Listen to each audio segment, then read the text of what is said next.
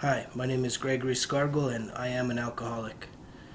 You probably wonder why I would start this presentation with that, but today I'm going to be doing my presentation on Bill Wilson. He's the co-founder of Alcoholics Anonymous. And as you will see here, one of the most interesting facts about myself is that I'm currently celebrating 1,408 days of sobriety. As you can see, there's a picture of myself and my lovely wife and 2 kids. That picture was taken yesterday out at Tent Rocks. It's part of my sobriety, is actually being able to be a dad, being a great husband, and even a great student. So some of my ambitions is I want to be the difference. I don't want to wait for someone else to make change in my life. I want to make the change. This picture here, I think, is very indicative of that new leaf on my life. This picture was taken about a year or so ago during the Tosno Moss spring cleanup. As you can see there, I'm holding 2 hypodermic heroin needles. They were used. Remove those off the streets. And part of the mission that we do at the Santa Fe Community College Veterans Resource Center is community service outreach. And as you can see, there's a trash bag over my left shoulder there. We picked up close to 40 of those bags full of trash just on Rufina Circle. But we also do homeless, serving the homeless, painting downtown, serving the homeless, and doing the homeless veterans stand down once a year around Veterans Day. And so it's part of just giving back. It's part of the rebuilding and knowing who the real me is. Knowing that I don't ever want to think that I'm so good that I can't get in the trenches, roll up my sleeves, get dirty in order to give back to my community. As you can see here, I think some of these images depict where I believe I'm at.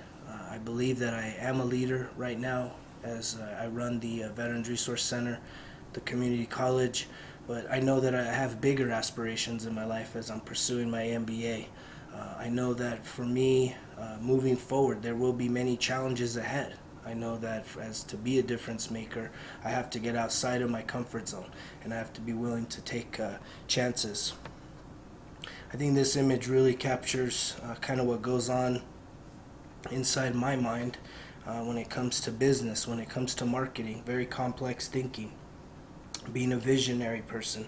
I love seeing anything from strategies to ideas when they come to fruition, and you can actually see something that you've implemented as a marketing strategy actually start to reap benefits and increase revenue. So I love the complexity of business and business currently when we talk about integrating social media and so many other various means as business is changing and the way we do business. But that's definitely where I want to be in the future. I want to be challenged and I want to earn my success. So let's talk a little bit about Bill Wilson. Again, he is the co-founder of AA, Alcoholics Anonymous. He was born on November 26, 1895 in rural Vermont. AA was founded in 1935 in Akron, Ohio. It's currently headquartered out of New York.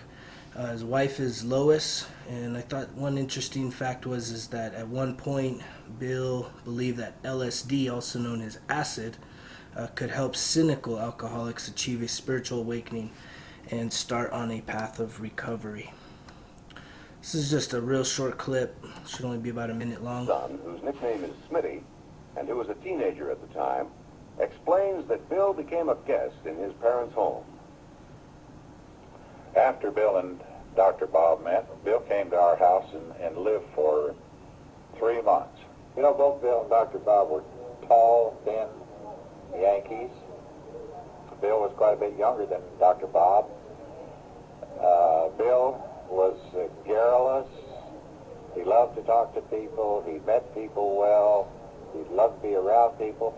Bill was a visionary and a promoter. Bill could see further up the road than any human I've ever known. Dr. Bob, although he also was a tall, thin Vermonter, was the opposite temperament. He was steady. He didn't have a lot to say. And I think these two fit together perfectly. You know, if any two of us are alike, one of us is unnecessary. So these two, who were totally different and totally opposite, never had an argument. And Dr. Bob, as I said, is a man of very few words, and when he did speak, he had thought things over pretty carefully. So that was just a little introductory of the two founders of AA, Dr. Bob Smith and Bill Wilson. I like this little saying, sobriety delivers everything alcohol promised. This gives us a little insight. Bill never saw himself as a role model. He coined the term one day at a time after realizing others did not want to hear the words never again. He turned down many jobs as a social worker. He thought that by doing it, it would be inauthentic, and people would not see him as doing it for the right reasons. 12 Steps were first published in 1939. Being an alcoholic kept him from enlisting in the U.S. Army after the attacks on Pearl Harbor. And unfortunately, he died in 1971 of emphysema from his addiction to smoking. I think for Bill Wilson, I think this kind of captures him as a leader. Was known as a servant leader in many circles. That clip kind of talked about him living on someone's couch, and that happened often where him and his wife were not able to maintain the home because of turning down jobs and income in order to advance their cause. He provided for members' needs. He was always willing to lay down his own time and life and monies in order to help others around him. He listened with empathy. I think that's a strong thing, is to listen. He was always open and honest, a humble man, very charismatic and transformational, which is a little contrasting to the last one there, participative. And so he was a very gregarious man, as they said in the video. He was a very visionary man, and also participated. He was willing to, again, do the things that others wouldn't be willing to do by leading by example, not just delegating. And so his determination and integrity to AA reflect trait theories of leadership. He also was the one that founded AA, which is an organization that currently has a presence in over 170 countries with an estimated total of over 114,070 groups and more than 2 million members worldwide. So I think those are some pretty impressive numbers. So the way I want to tie it into the current is, alcohol is kind of one of those taboo subjects. No one wants to be the party pooper. No one wants to rain on the fiesta. We see here our current president certainly has a knack for beer summits, brewing home brew at the White House, and kind of being a celebratory type of person. And I think we have a culture here in America that is very celebratory. And, there's some articles here in the bottom. This one is out of the New York Times. Feeling the pressure to drink at work. Forbes, is skipping after work drinks harmful or helpful to your career? Does your workplace have a drinking culture and or problem? This was an article I found in the New York Times. Feeling the pressure to drink at work. They interviewed an ad exec with Forbes magazine, Terry Levin. Was a hard-working guy, had a great reputation, until 2010, when he decided to give his body a break and quit drinking for 6 months. His health got better, his business did not.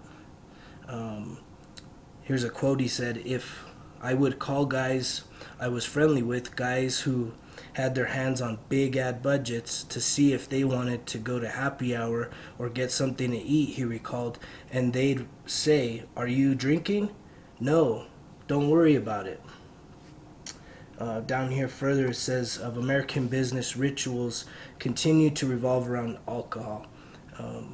Whether it's courting a client, sketching out a deal, or simply proving you're a team player, quaffing a round of beers is arguably more vital to many jobs than nailing a round of golf. And it is true. I've been in the beer industry and understand how important social activities are beyond the workplace.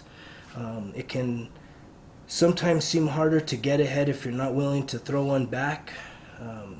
You're expected to drink, and drinking is part of what you do. And there's a little bit of circumspection if you say you don't do it. If you say you don't drink, you have to deal with the suspicion that you can't play the game. And there is that pressure. As a part of his pitch to voters, Barack Obama used to teetotaler Mitt Romney about being a Mormon and kind of a straight edge, while Obama used to boast about being at the state fair, having a pork chop, drinking a beer. Even people used to, for his second election, 4 more beers, 4 more beers. You know, there was a big push around him brewing the home brew. Most recent non-drinker to take the White House was George W. Bush. At least he made sure he was occasionally photographed holding non-alcoholic O'Doul's so he wouldn't be kind of hit on so hard. For less public figures, the notion that people who do not drink can't perform in business, or worse, are somehow untrustworthy, can impede professional progress. There is a perception almost that you're impotent. And so I've experienced that firsthand. Social scientists refer to the after hours as social capital. But there are some very successful folks that are considered non-drinkers. Warren Buffett, Donald Trump, Joseph R. Biden, Larry Ellison. They're all lifetime abstainers from alcohol. Still, research supports the idea that non-drinkers have a harder time climbing the corporate ladder. Studies have shown that moderate drinkers can earn more money than those who don't drink. And the opposite is true, with heavy drinkers earn less than moderate drinkers. So I thought this was just a really interesting article, and it really ties in the idea of, can your career be affected by the fact that if you don't partake in the social activities. And so finally, I found another reference, says 9 ways a DWI can destroy or damage your career. Suspended license could obviously hurt you if you need to have a company vehicle. There's some companies that now have mandatory firing policies. Loss of insurance, again, that could affect you. Diversion program could take away from valuable time on the job. Professional licenses, you may not be able to allow to get one based on that. A lot of missed work. Job applicants, will come up on the background check. Even colleges and universities look at some of these things now. So the fact of the matter is, alcohol is a huge deterrent, possibly in a career. It certainly can affect your studies, and it certainly can affect your job performance. However, the question is not partaking in alcohol, how big of an effect can that have on potential promotions, getting in with the decision makers, certainly if they're the ones that like to initiate those after-hour meetings. So it's something for us to all think about. I'd like to thank you for listening to my presentation and be happy to answer any questions. Thank you.